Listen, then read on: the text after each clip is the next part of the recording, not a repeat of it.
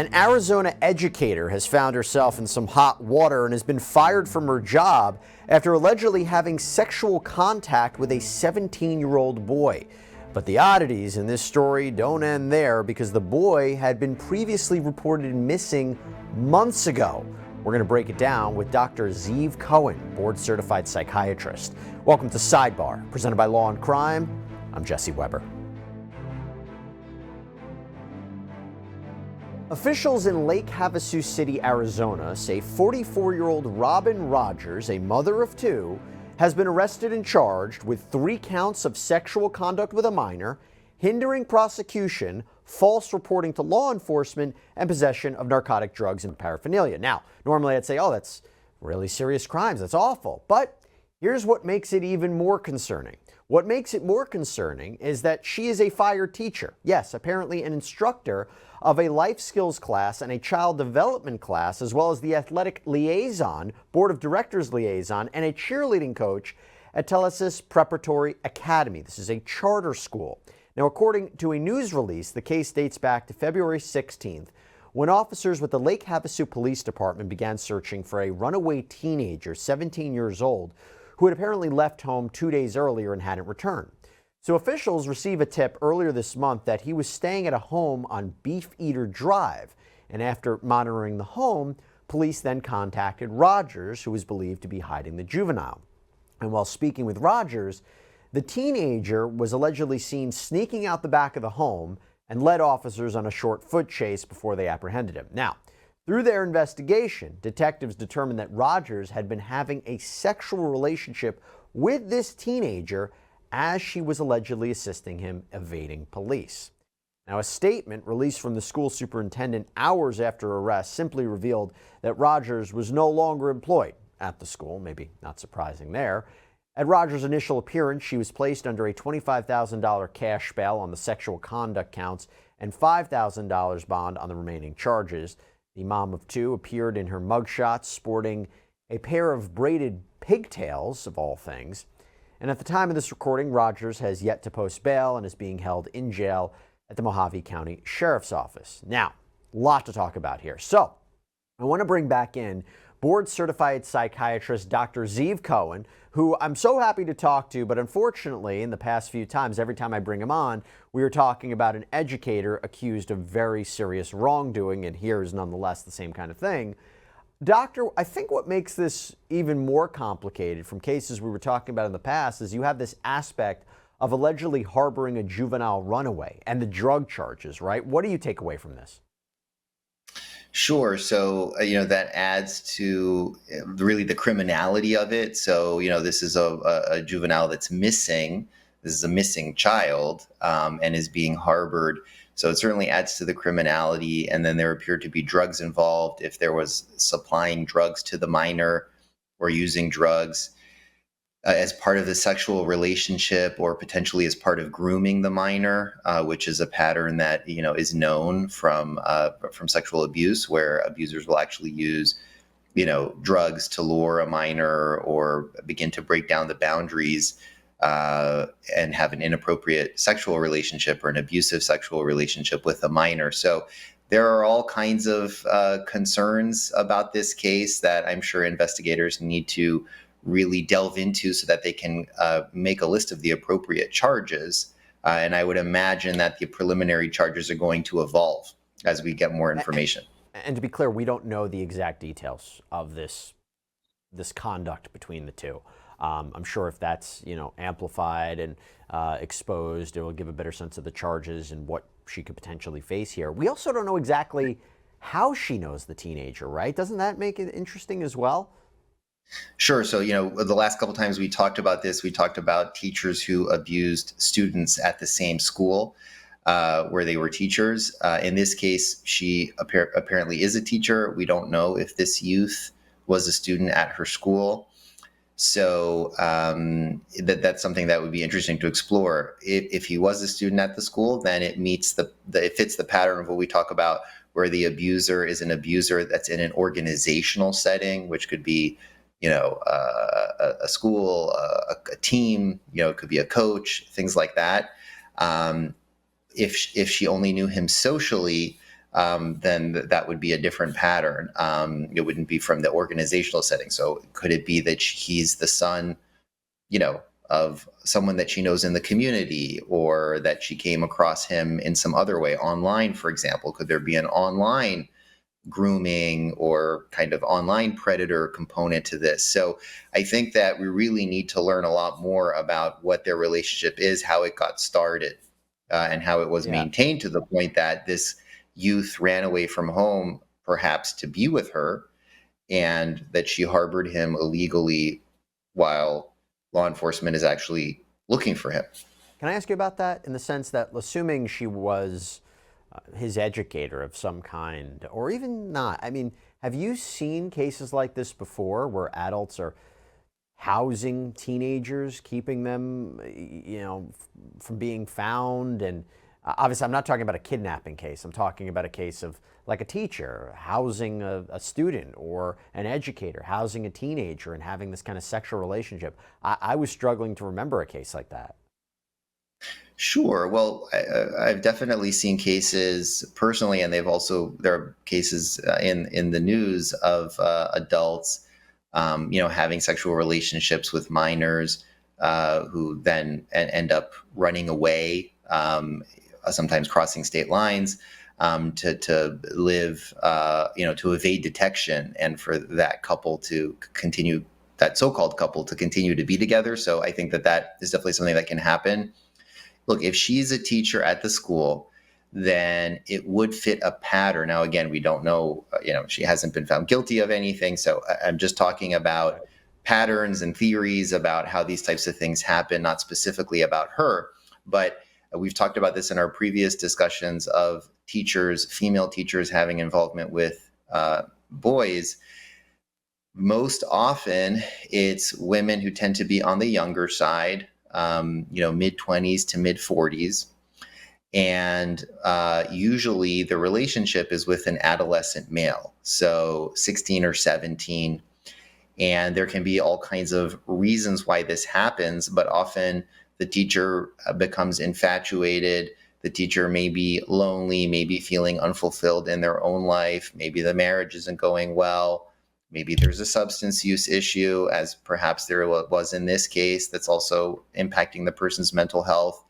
And they begin to have unrealistic ideas about a relationship with a minor who, of course, it's an unequal relationship. And so there's a fantasy that somehow that kind of a relationship is going to make them feel better or improve their situation. And let me just ask you a question about this. She not just hiding him, but allegations that she hid him for months.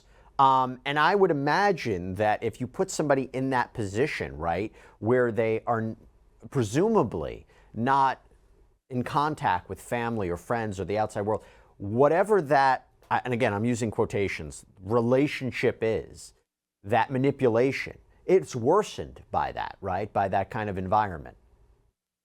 Sure. So, I think what happens is there's a process where the person's judgment becomes more and more clouded. So initially, maybe she didn't think she would ever have a relationship with him, or an abuser might think, I never do this. I would never be an abuser. And maybe then there are text messages or Snapchat photographs or meeting after school in clearly an inappropriate way. There's no educational reason to have that meeting, or spending time alone in a car, or being alone in a car and smoking a marijuana joint together. And so there's a breakdown of boundaries, there's a progressive clouding of judgment, and then one can imagine that leads to a situation where, if they're in a sexual relationship, he shows up at her house and says, "Can I crash here?" or "I want to be here." And she allows him to, or she even, hides him. So it can seem so crazy, right, and irrational and self-destructive from the outside for an adult school teacher to engage in this type of behavior. But I think it happens gradually. Hey guys, I want to take a sidebar from Sidebar for a minute to talk to you about something. One of our sponsors, who with their support helps us to bring you these stories. So I want to talk about Blue Land. We are in this new culture where we're finally recognizing how important it is to eat clean, to use clean products, because Through new studies, we're finding out some alarming things, like apparently we're eating and drinking roughly a credit card's worth of plastic a week. How disgusting is that? Well, that is why I'm excited to talk to you about Blue Land. And here's the thing, I was actually using Blue Land even before they became a sponsor. That's how much I believe in what they're doing. And their whole goal is to eliminate single-use plastics. Their containers and bottles have this really cool, sleek design. Looks great on my counter. I have their hand soap, I have their pods for their laundry, toilet, dishwasher. I got it all. And it's all made with clean ingredients. I love the idea I'm using something that's not only better for me and my family and the planet, but it takes care of the job. I'm not sacrificing quality or efficiency. All you got to do, you fill it up with water, you drop in the tablet, you're ready to go. Does an amazing job. I don't have to go out and buy bulky cleaning supplies anymore. And it's so easily refillable. Refills start at just $2.25. I'm saving so much money on this. You can even set up a subscription or buy in bulk for additional savings. Blue Land right now has a special offer for Sidebar's audience. You can get 15% off of your first order by going to blueland.com/sidebar. You don't want to miss this. Blueland.com/sidebar for 15% off. That's blueland.com/sidebar to get 15% off. And we've talked about it before. I think it's important to explain it again, how damaging this can be for a 17-year-old, for a teenager, because they're in their formative years and they are not capable of comprehending or adjusting to what is happening to them, right? So if you can explain to us how damaging this could be for a teenager. For sure. So I think that, a case like this, again, if all these allegations are correct, illustrates it because really the minor is being exploited. So we don't know in this case or in many cases why the adult is choosing to, or the teacher or the person in a position of authority is choosing to sexualize a relationship with a minor, but there's a power differential and the adult is getting something out of it, right? So it's an exploitation of that child.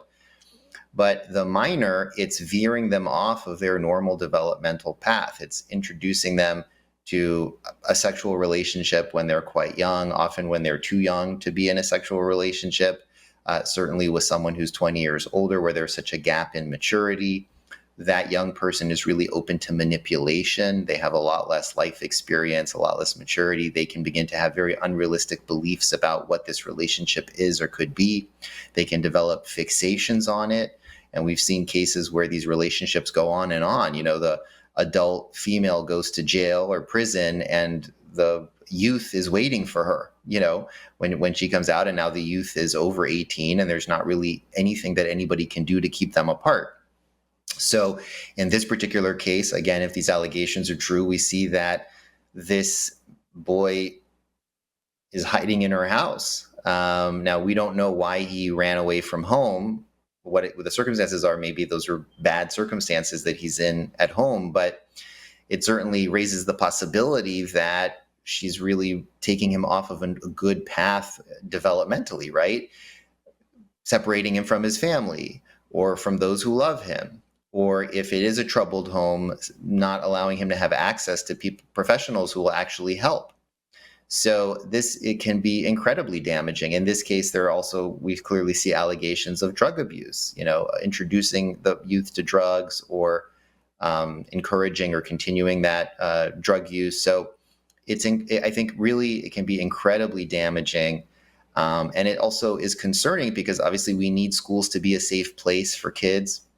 And we cannot have a situation where young people go to school and it's tolerated or accepted or common that they're going to be picked off by adults in the school for sexual exploitation. That really is a fundamental betrayal of the role of a teacher, a mentor for a student. So I think on multiple levels, it's very disturbing. Now, Doctor, I actually want your opinion on something. I've talked about this a lot, unfortunately, with cases involving minor victims. Would you say this would be kind of a case where it's more beneficial for there not to be a trial, for there to be a plea deal? Because I always wonder, you don't want to put the minor victim on the stand to have to testify about what happened, right? And I'm always curious your perspective on it, because whenever if there's an eventual trial, when it would happen, perhaps this teenager would no longer be a minor, but they'd have to go back in history and revisit what happened here. That's a major consideration. That's a major possibility with these cases, these minor victims having to testify, right? What impact does that have? So, I mean, it can be incredibly stressful to testify about being the victim of sexual abuse, really at any age. I mean, for example, even if you think of like an adult female who is the victim of rape, for her to go and testify against the rapist is incredibly stressful. So I think that is a concern.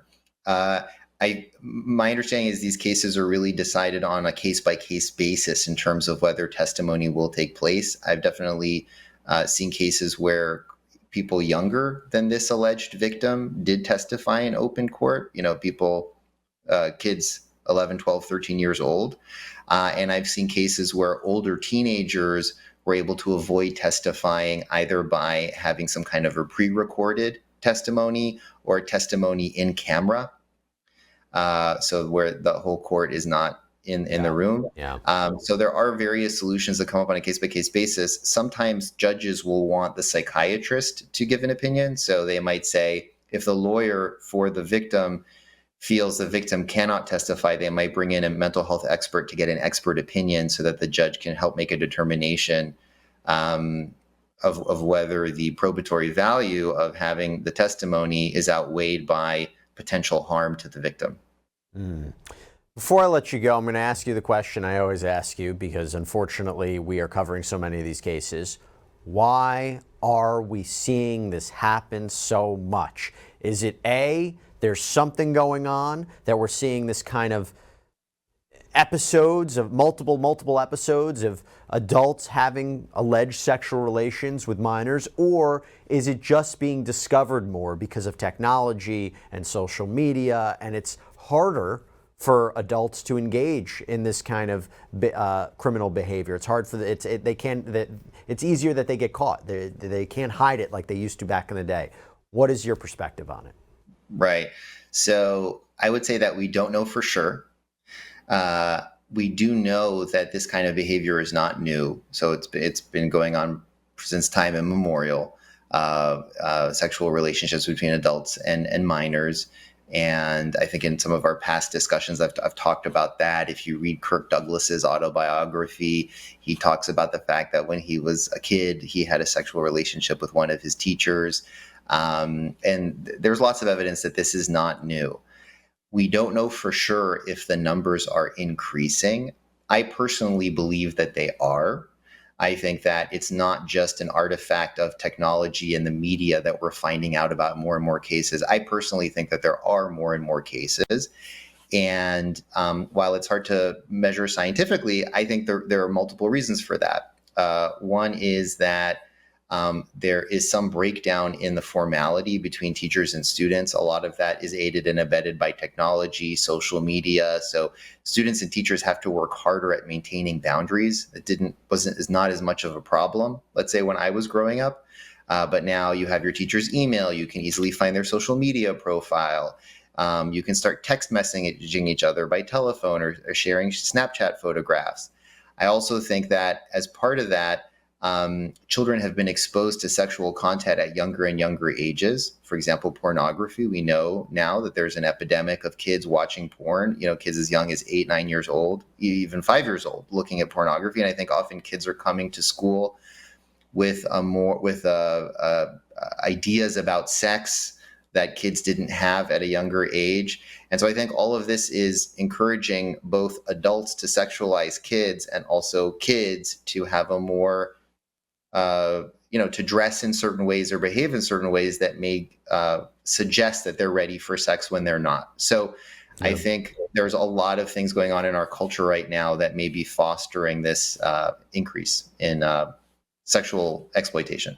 It is very, very concerning to see. But Dr. Zeev Cohen, thanks for coming on, breaking it down for us, trying to explain what is clearly something that it's very hard to explain why it's happening. But Dr. Cohen, thank you so much. Appreciate your time. Absolutely. Good to be here as always. All right, everybody. That's all we have for you right now here on Sidebar. Thank you so much for joining us. And as always, please subscribe on Apple Podcasts, Spotify, YouTube, wherever you get your podcasts. I'm Jesse Weber. I'll speak to you next time.